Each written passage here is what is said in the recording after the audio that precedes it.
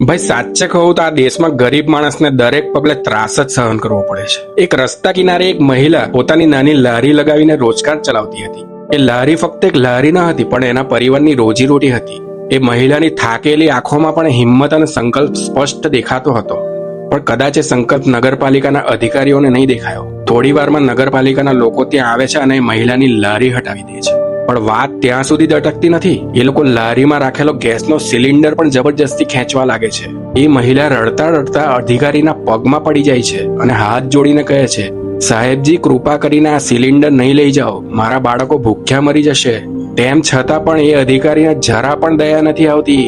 એ મહિલાની વિનંતી, આંસુ અને મજબૂરી બધું અવગણીને એ લોકો સિલિન્ડર છીનવી લે છે। આ દ્રશ્ય ફક્ત એક મહિલાનું દુઃખ નથી બતાવતું, એક માની લાચારી બતાવે છે, જે પોતાના બાળકો માટે દયા માંગી રહી હતી। અને સૌથી દુઃખની વાત તો એ હતી કે આ બધું જોતા રસ્તા પર ઘણા લોકો ઊભા હતા, પણ કોઈ એની મદદ કરવા આગળ નહીં આવ્યું।